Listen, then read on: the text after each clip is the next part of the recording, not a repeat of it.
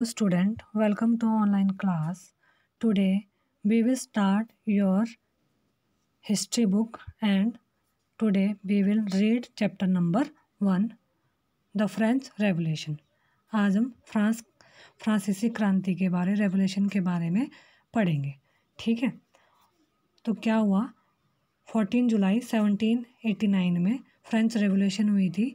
इसका कारण क्या था कि उस टाइम जो पेरिस है, फ्रांस का एक बड़ी सिटी है पेरिस, वहाँ पे बहुत ज़्यादा टेररिज्म का वहाँ पे माहौल बना हुआ था। लोग क्या थे, माहौल बना हुआ था और सम्राट वहाँ का जो किंग था उसने क्या है अपने सैनिकों को, उसके जो सैनिक है उनको शहर में घुसने का आदेश दे दिया और यहाँ तक लोगों को यह भी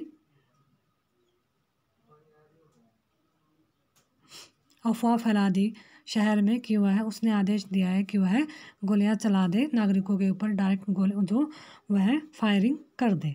और इसमें लगभग क्या था, सम 17,000 मैन एंड वुमेन इससे क्या हो गए और वह एक टाउन हॉल में एकत्र हुए और उन्होंने एक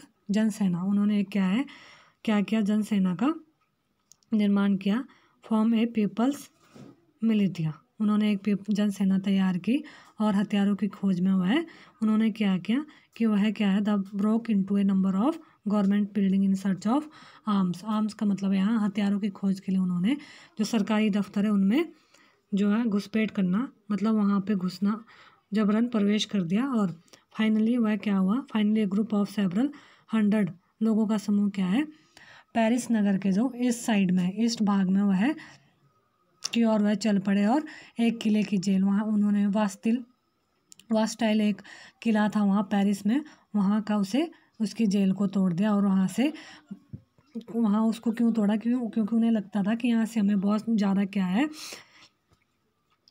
औजार मिल जाएंगे लड़ाई युद्ध करने के लिए। ठीक है, और उसमें क्या हुआ, वहाँ का जो कमांडर था वह भी मारा गया था, एक कमांडर वहाँ पे।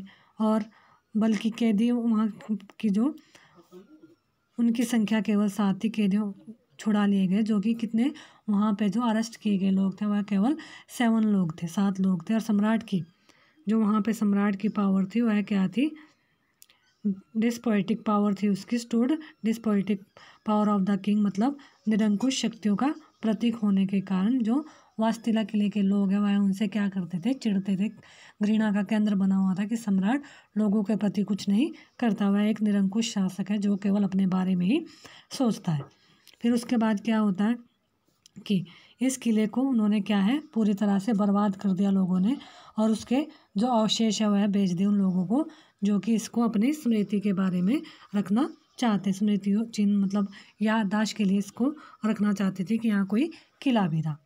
फिर इसके बाद क्या हुआ, the day that followed saw more writing both in Paris and the countryside. इस घटना के बाद क्या हुआ, कई दिनों तक जो पेरिस तथा देश के देहाती क्षेत्रों में, कंट्री साइड होता है देहाती क्षेत्रों में, और ज़्यादा क्या हुआ स्ट्रगल होने लग गया। और जो जनता है, पीपल है, वो क्या है पाव रोटी की महंगी, मतलब वहाँ पे क्या है पाव रोटी क्या हो गई थी, प्राइस ऑफ ब्रेड के प्राइस बहुत महंगे हो गए। इससे क्या है वह विरोध कर रहे थे अपनी सरकार का जो वहाँ पे थे।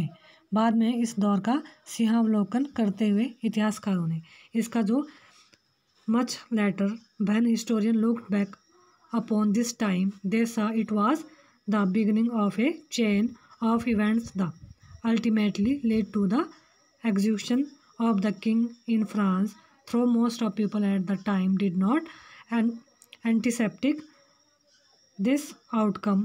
How and why did his happen? कि जो इतिहासकार उन्होंने इस घटनाक्रम की ऐसी शुरुआती कड़ियों के रूप में देखा जिनकी क्या है परिणति, फ्रांस के सम्राट को फांसी, मतलब जो वहाँ के सम्राट थे उनको फांसी दी गई। और उस टाइम क्या था, अधिकांश लोगों को ऐसे नतीजे की, जो वहाँ के लोग थे उनको ऐसे नतीजे की उनको उम्मीद नहीं थी। ऐसा क्यों और कैसे हुआ, इसके बारे में हम इस चैप्टर में पूरा पढ़ने वाले कि फ्रांस की क्रांति जो है वह हुई क्यों थी। सबसे पहला इसमें हमारा पॉइंट है French society during the late 18th century, मतलब जो 18वीं सदी के उत्तरार्ध में ड्यूरिंग द फ्रांसीसी उत्तरार्ध में फ्रांसीसी जो सोसाइटी वो किस टाइप की थी। जब 19 इसमें क्या हुआ था कि फ्रांस के लोग क्या है, महंगाई, कर वृद्धि और निरंकुश शासन से वह ज़्यादा परेशान हो गए थे। फिर फ्रांसीसी क्रांति ने क्या कर दिया, जो फ्रांसीसी रेवोल्यूशन हुई उसने वहाँ पर जो राजतंत्र था उसको, किंग का जो वहाँ पर एडमिनिस्ट्रेशन था उसको समाप्त कर दिया। और रेवोल्यूशन के टाइम पे क्या किया गया, जो पीपल राइट है, मानव अधिकार घोषणा पत्र, एक जो उस टाइम का एक मानव अधिकार घोषणा पत्र था, वह एक नए युग का क्या था, सूचक था कि इससे नए युग की संभावना हो सकती है। अब 18th सेंचुरी में क्या हुआ, डूरिंग इसके 18वीं सदी के उत्तरार्ध में, उससे पहले क्या हुआ, डूरिंग लेट सेंचुरी से पहले क्या हुआ था कि इन 1974 में जो ब्रूबो राजवंश था, ब्रूबोन फैमिली थी ऑफ किंग्स, उसका लुइस 16 वहाँ का फ्रांस की राजगद्दी पर बैठ गया। लुइस 16 क्या है, वहाँ का एम्परर बन गया था। और उस टाइम पे वह कितना था, वह सिर्फ 20 वर्ष का था जब वह राजगद्दी पर बैठा था। ठीक है, फिर उस समय जो राजकोष था, वहाँ का जो इनकम के जो सोर्स थे, भंडार थे, वह सब क्या हो गए थे, खाली हो गए थे। और लुइस 16 ने बहुत सारी लड़ाइयाँ लड़ने के कारण कर्ज, और उसने जो लड़ाइयाँ लड़ी दूसरी कंट्री के साथ, दूसरे एरिया के साथ, तो उससे वह कर्ज में डूबता चला गया। और कर्ज का बोझ क्या है, दिन प्रतिदिन और ज़्यादा बढ़ता गया था। ठीक है, फिर इसके बाद क्या हुआ कि 18th सेंचुरी में क्या हुआ, फ्रांसीसी समाज 3 स्टेट में डिवाइड हो गया था। जो फ्रांसीसी सोसाइटी है वह 3 स्टेट में डिवाइड हो गई थी। और यह 3 स्टेट थे हमारे, फर्स्ट स्टेट था क्लेगरी नोबिलिटी, एंड थर्ड स्टेट था big business man, merchants, court official, lawyers etcetera, peasant and artisan, small peasant, landless labourer, servants. ये सब इसमें थर्ड स्टेट में थे। जो फर्स्ट स्टेट था उसमें क्या थे, पादरी लोग वगैरह इस स्टेट में बटा हुआ था। मतलब पादरी वगैरह जो लोग थे वह किस में आते थे, फर्स्ट स्टेट में आते थे। नोबिलिटी जो धर्म के संबंधित टेम्पल्स के प्रेस्ट वगैरह ये सब हमारे सेकंड स्टेट में आते थे। और थर्ड स्टेट था जिसमें बड़े बड़े businessman, merchants, court official, lawyers, ये सब किस में आते थे, थर्ड स्टेट में। पीजेंट्स एंड आर्टिसंस भी इसमें आते थे। Small peasant, landless labour and servant labour वगैरह वो सब किस में आते थे, थर्ड स्टेट में आते थे। और उस टाइम पे जो क्या हुआ, ये 3 स्टेट थे, जो तीसरी स्टेट के लोग थे, थर्ड स्टेट के जो लोग थे वही क्या है, टैक्सेस दिया करते थे। और ऊपर के जो 2 स्टेट है ये क्लेगरी और नोबिलिटी, यह कोई भी जो हमें टैक्स प्रोवाइड नहीं करते थे। मतलब पादरी वर्ग और कुलीन वर्ग थे, ये टैक्स वगैरह नहीं देते थे। फिर इसके बाद क्या हुआ कि पूरी आबादी में जिसको इसकी जो पूरी आबादी थी वह क्या थी, पूरी कंट्री की आबादी उसमें 90% ऑफ द पॉपुलेशन किस में थी, पीजेंट। मतलब कृषि का लगभग जो किसान थे वह 90% लोग वहाँ पर रहते थे। और इसके बाद 60% of small and however only A small number of them on the land of cultivated. और बहुत कम लोग, स्मॉल नंबर जनसंख्या ऐसी थी जिनके पास अपने कल्टीवेशन के लिए अपना लैंड था। बाकी क्या है, कुलीनों के ऊपर, और कुलीनों से जो ज़मीन लेते थे अपना किसानी खेती करने के लिए, और वह अपने सामंतों के घर में घर में काम करते थे, उनकी ज़मीन में काम करते थे और उनको टैक्सेस देते थे। और क्या था, 60% लोग क्या थे वहाँ पे, 60% लोग ज़मीन पर कुलीन और चर्च थे। और तीसरे स्टेट के अमीरों का अधिकार, 60% लोग जो तीसरे स्टेट है, जैसे हमारे कुलीन थे, ठीक है, और बड़े बड़े जमींदार, इनका राइट था उसके ऊपर, बाकी जो वहाँ की जगह थी। इसके बाद क्या है कि जो फर्स्ट 2 स्टेट थे वह क्या थे, फर्स्ट 2 स्टेट क्या थे, पहले 2 स्टेट कुलीन वर्ग एवं पादरी वर्ग के थे, लोग के कुछ, और उनको क्या है, स्पेशल राइट दिए गए थे। जैसे उसमें सबसे अच्छा एग्जाम्पल है जो ये क्लेगरी लोग और जो नोबिलिटी थे, इन पे क्या था, क्लेगरी यह थे कि जो इनका कि यह कर नहीं देते थे, इनको कर में टैक्सेस में छूट थी। महत्वपूर्ण राज्यों को जो राज्य सम्राट को जो कर दिया जाता था, इनके लिए इसमें छूट थी। इसके बाद था हमारा जो चर्च का पार्ट था। चर्च क्या करता था, चर्च जो है वह है लोगों से, ठीक है। Taxes called the from the peasant, मतलब लोगों से टैक्स लेता था अलग से, जिसे क्या कहा जाता था, थाइट कहा जाता था। थाइट का मीनिंग है a tax levied by the church comprising 1/10 of the agriculture produce, मतलब धर्म के नाम पर ये टैक्स लेते थे, धार्मिक इस पे यह टैक्स लेते थे लोगों से, और जिसका लेते थे जबकि उन्हें और लोग जो ये पीपल थे पीजेंट से, इनको क्या है एक और टाइल टैक्स देना होता था, प्रत्यक्ष कर उन्हें जो देना होता था। Tithe a tax to be paid directly to the state, जो कि वह राज्य को प्रोवाइड करते थे। इसमें एक वर्ड आया है क्लेगरी है group of person invested with special function in the church, जो चर्च में अपने फंक्शंस प्रोवाइड करवाते थे। और इसमें क्या था, जो कुलीन वर्ग थे, जो क्ले वर्ग थे, वह क्या करते थे, किसानों पीजेंट्स से सामंती टैक्स वसूल करता था, मतलब सामंती टैक्स उनसे वसूल करता था। और वहाँ के किसान अपने स्वामी के घर, वहाँ के जो पीजेंट्स थे वो अपने स्वामी के घर, जिनसे वो लैंड लेते थे, उनके घर काम करते थे, और वह वर्क करना, और उनका काम था कि वह उनको आर्मी की फैसिलिटी, सिक्योरिटी फैसिलिटीज़ देना, और सड़क का जो काम करवाते थे उसमें वह इनको हेल्प करते थे। इसके बाद द स्ट्रगल टू सर्वाइव, कि वह किस तरह से जीने का संघर्ष करते थे।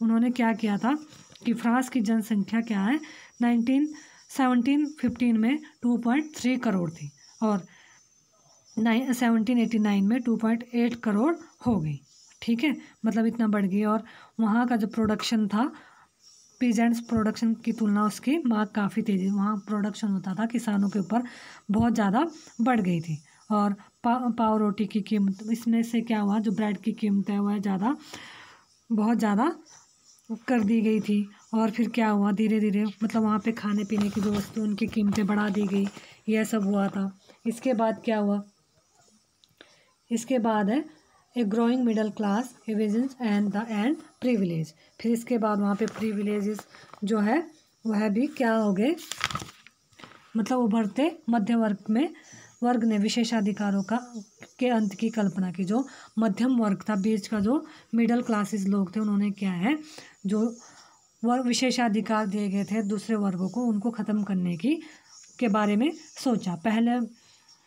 पहले भी कर बढ़ने एवं अकाल के टाइम पे किसान और जो कामगार थे, मतलब पीजेंट और वर्कर ने विद्रोह कर चुके थे, परंतु उनके पास कोई भी ऐसी सोशल एंड इकोनॉमिक जो व्यवस्था नहीं थी कि वह इसमें चेंजेस ला सके। इसलिए वैसे और यह जिम्मेदारी क्या थे, तीसरे स्टेट के उन समूहों ने उठाई।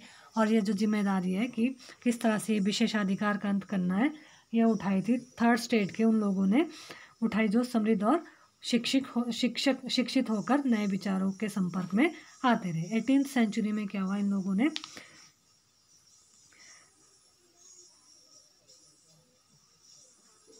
उन्होंने बल पर संपत्ति अर्जित की थी, मतलब जो मिडन लोग थे, ठीक है। फिर उसके बाद क्या हुआ, इसमें विश्व में सामाजिक क्षेत्र में उन्मूलन चेंज हुआ, जो सोशल सिस्टम है इसका उसको चेंज किया गया, ठीक है।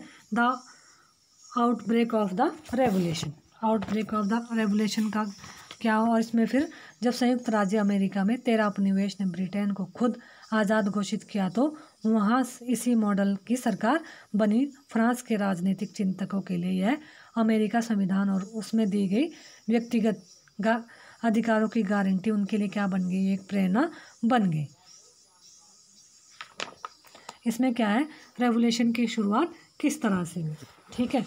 जब क्या हुआ था, जैसे कि हम पीछे पढ़ चुके हैं, मतलब हमने पीछे पढ़ा, लुई 16 जो क्या था, वह वहाँ का शासक था। और उसके टाइम पे क्या हुआ था, वहाँ पे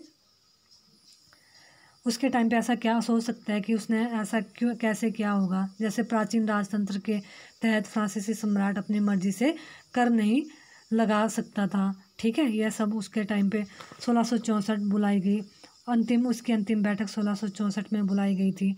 ठीक है, इसमें फिर क्या हुआ था कि विश्व में जो सामाजिक क्षेत्र में उन्मूलन चेंज का जो सूत्रपात या श्रेय किसे ज़्यादा जाता है, फ्रांसिस रेवोल्यूशन को दिया जाता है, नए समाज के उदय का। On 5 May 1789 Louis 16 called together an assembly of the state general of the pass proposal for a new taxes. और उसने क्या है 5 मई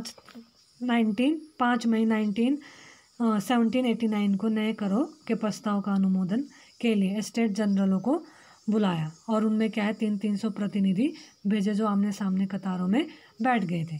तीसरे स्टेट के जो 600 प्रतिनिधि उनके जो रिप्रेजेंटेटिव थे उनके पीछे बैठे थे वह खड़े हो गए और तीसरे स्टेट का प्रतिनिधित्व समृद्ध एवं शिक्षित वर्ग का जो थर्ड स्टेट है उसका जो रिप्रेजेंट उसको कौन कर रहा था, जो एजुकेटेड और जो समृद्ध है, बड़े बड़े जो किसान है वह लोग इनका प्रतिनिधित्व कर रहे थे। फिर क्या हुआ, इसके बाद क्या हुआ कि यहाँ पर जो फ्रांस का राष्ट्रीय नेशनल सॉन्ग था वो क्या है, मार्सिले के नाम से जाना जाता था। यहाँ पे नेशनल सॉन्ग जो एंथम गाया गया, नेशनल एंथम गाया गया। ठीक है, द सोशल कॉन्ट्रैक्ट बनाया गया था इसमें। फिर इसमें लुइस 16 को न्यायालय द्वारा, बाद में क्या हुआ, जो लुइस 16 है उसको न्यायालय द्वारा क्या किया गया, देशद्रोह का आरोप लगाया गया और उसे क्या है, उसे मौत की सज़ा सुनाई गई और उसको अरेस्ट कर लिया गया। और अगले ही दिन उसको क्या है 21 जनवरी 1793 को उसे फांसी दे दी गई थी।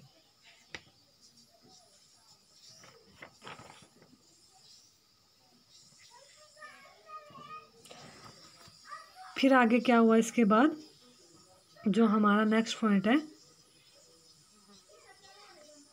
France become a constitutional monarchy. इसके बाद क्या है, the national assembly completed the draft of the constitution in 1791।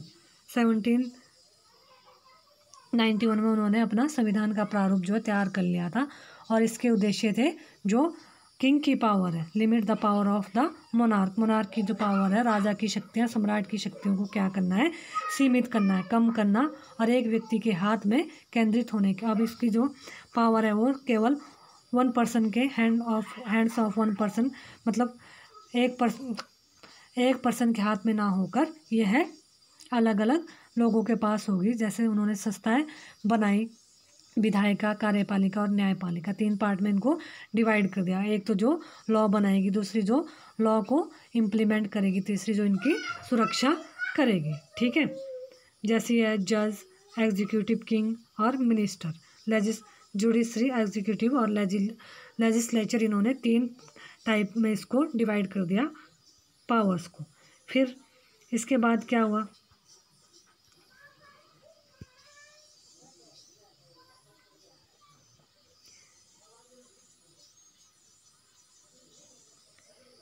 ये संविधान उन्होंने बना लिया। फिर क्या हुआ, ये पॉलिटिकल सिंबल्स हैं उनके, कौन, जैसे उनके पॉलिटिकल सिंबल्स ये सारे। ठीक है, फिर France abolish monarchy and become a Republic. जो फ्रांस है एबॉलिश किया उसने, फ्रांस ने क्या किया, फिर इसको फ्रांस में राजतंत्र का उन्मूलन और गणतंत्र की जो वहाँ पे स्थापना की गई थी। जैसा कि हमने अभी तक पढ़ा कि किस तरह चेंज हुआ, उनका राष्ट्रीय नेशनल एंथम जो मार्सिले के नाम से जाना जाता है। लुइस 16 को न्यायालय ने सज़ा सुना दी, उसको मृत्युदंड दे दिया। उसके बाद क्या हुआ कि इन 1793 टू 1793 मतलब 1793 से 1794 तक वहाँ का जो टाइम था वह कौन सा काल था, इतिहास में, हिस्ट्री में इसको जो क्या कहा है, आतंक का युग कहा है। यानी कि वहाँ पे क्या होता, आतंक बढ़ गया था, टेररिज्म का टाइम कहा गया है। और इस समय फ्रांस में क्या था, इस टाइम पे जो ये टेररिज्म का काल था, यहाँ फ्रांस में जैकोबिन क्लब का शासन था। और जो जैकोबिन क्लब ने इसका नाम था, जो क्लब का जो नाम था वह था, शासक था वह मैक्सिमिलियन रोबेस्पियर था। फिर मैक्सिमिलियन रोबेस्पियर ने क्या, मार्सिलियस ने इस पे शासन किया, ठीक है। फिर इसमें क्या है, मार्सिले कहा जाता है वहाँ पे। और फिर उसने जैकोबिन को 100 कुलात, मतलब उनको क्या है, जैकोबिन जो थे उन्होंने 100 कुलात के नाम से जाना जाता था। 100 कुलात का मीनिंग होता है बिना घुटनों। 100 कुलात के नाम से जाना जाता है, इसका मीनिंग है बिना घुटनों वाले। 100 कुलात जो मैन थे, पुरुष, लाल रंग की, जो इस 100 कुलात लाल रंग की टोपी पहनते थे, और यह उनका क्या था, फ्रीडम का सूचक था, सिंबल था इनके लिए। और लेकिन महिलाओं को ऐसा करने की क्या थी, वहाँ पे जो वुमेन्स थी उनको ये सब करने की वहाँ पे अनुमति, उनको मतलब फ्रीडम नहीं था, वह ये सब नहीं कर सकती थी। फिर 1792 में जब गर्मियों में जो जैकोबिन ने क्या था, जो वहाँ का 92 में जैकोबिन जो था वह क्या था, उसने क्या किया कि Jacobins plan in creation of a large number of person who were engaged by the short supplies and high price of food. उसने खाने पीने की शॉर्ट सप्लाईज करना शुरू कर दी, परिवहन को लेकर एक विशाल हिंसक विद्रोह योजना बनाई। और उसने क्या किया कि जो खाद्य वस्तु है, फूड की जो चीज़ें उनको महंगा कर दिया और उसकी सप्लाई कम की। फिर क्या हुआ, 10 अगस्त को क्या हुआ कि सुबह क्या हुआ, ट्यूलेरिया के महल पर धावा किया गया और राजा के रक्षकों को वहाँ पे क्या है, जो उसका रक्षक थे उनको मार दिया गया। जब 21 वर्ष की एज में क्या हुआ, उम्र वाले सभी पुरुष, चाहे उनके पास संपत्ति हो या नहीं हो, वह उनको क्या है, वोट का अधिकार दिया गया। यह भी 1792 में सबसे पहले रशिया में दिया गया था। Then newly elected assembly was called a convention. और जो नई असेंबली इलेक्ट हुई उसको कन्वेंशन का नाम दिया गया। और 21 सितंबर 1792 it abolished to the monarchy and declare France a republic. उसमें क्या है, मोनार्की जो सम्राट का शासन है उसका अंत कर दिया, राजतंत्र का अंत कर दिया, और वहाँ पे गणतंत्र की उन्होंने क्या कर दी, घोषणा कर दी। फिर क्या हुआ, गणतंत्र जो सरकार का यह रूप है जहाँ मतलब गणतंत्र जो होती है, रिपब्लिक होती है, जहाँ पे लोग क्या करते हैं, अपने रिप्रेजेंटेटिव चुनते हैं और वह उनके लिए काम करते हैं। फिर क्या हुआ, इसमें गणतंत्र बनने के बाद फ्रांस में जैकोबिन का शासन हुआ और रिबेस्पियर सरकार सत्ता में आई। फिर इसमें क्या हुआ, उसमें शासन हुआ और एंटोनिमी ऑफ सैलरी, वहाँ पे फिर से रिबेस्पियर सरकार आई। फिर क्या हुआ, द रीजन ऑफ टेरर। अब आतंक का रीज़न क्या था, उसमें क्या हुआ, गर्दन से इनके धड़ अलग करने की मशीन को, मतलब लोगों को जो सज़ा दी जाती थी, उनके धड़ मतलब बॉडी से गर्दन को, सिर को क्या किया जाता था, अलग कर दिया जाता था। और यह आतंक कब तक चला, 1793 से 1794 1994 तक चलता रहा। और इसका नाम, इस मशीन का नाम जो गिलेटिन कहा जाता था, इसका नाम जो डॉक्टर गिलेटिन के नाम पर पड़ा था, क्योंकि जो डॉक्टर गिलेटिन थे उन्होंने इसको डिस्कवर किया था। फिर उसके बाद मैक्सिमिलियन रोबेस्पियर ने अपनी नीतियाँ, फिर इन्होंने चर्चों को क्या कर दिया, जो जैकोबिन ने चर्चों को बंद कर दिया और वहाँ पर क्या है, अपने सरकारी ऑफिस बनाए और भवनों को बैरक या ऑफिस में चेंज कर दिया। फिर मैक्सिमिलियन रोबेस्पियर ने अपनी नीतियाँ चेंज कर दी, सख्ती से लागू किया और इसके समर्थक जो थे उन्होंने क्या है, वह भी इससे त्राही करने लगे, दुखी हो गए, वह भी इनसे दुखी हो गए थे। फिर ए डायरेक्टरी रूल्स इन फ्रांस, फिर परेशान हो गए और उन्होंने जो 1794 को कई कोर्ट द्वारा उसे दोषी घोषित कर दिया, जैकोबिन को भी दोषी घोषित कर दिया और उसे भी कस्टडी में ले लिया। फिर उसी दिन उसे गिलोटिन पर चढ़ा दिया, मतलब उसे उसके सर को उसके धड़ से अलग कर दिया। फिर क्या हुआ, ए डायरेक्टरी रूल्स इन फ्रांस, मतलब डायरेक्टरी शासित फ्रांस कैसे हुआ। फिर उसके बाद जैकोबिन सरकार के जो अंत हो गया, डिस्ट्रॉयड हो गया, उसके बाद फ्रांस में जो मध्यम वर्ग है, मिडिल क्लासेस जो लोग थे, संपन्न तबके के पास व उनके जो समृद्ध तबके थे ग्रुप से उनके पास क्या आई, शासन में सत्ता आई, मतलब पावर आ गई। और उन्होंने क्या किया, नया संविधान बनाया और जिसमें 2 चुनी हुई परिषदों का प्रावधान किया गया। उन्होंने 2 परिषदें बनाई और इन परिषदों में 5 सदस्यों वाली एक कार्यपालिका मतलब 5 सदस्यों वाली कार्यपालिका बनाई, जिसे क्या कहा जाता है, डायरेक्टरी का नाम दिया गया। अब डायरेक्टरी कार्यपालिका नियुक्त किया गया, ठीक है। लेकिन फ्रांस में यह जो डायरेक्टर शासन था यह भी ज़्यादा अच्छे से नहीं चल पाया, क्योंकि जो इसके डायरेक्टरी थे यह आपस में लड़ते झगड़ते रहते थे। इनका आपसी जो थॉट्स थे वह मेल नहीं खाते थे। और फिर बाद में सैनिक तानाशाह और फिर बोनापार्टा की यहाँ पे एंट्री हुई और उसका उदय हुआ। इस वीडियो में हम इतना ही करेंगे। नेक्स्ट वीडियो में हम करेंगे did women have a revolution, क्या वुमेन भी इस रेवोल्यूशन में पार्ट लिया, इसको हम नेक्स्ट वीडियो में करेंगे।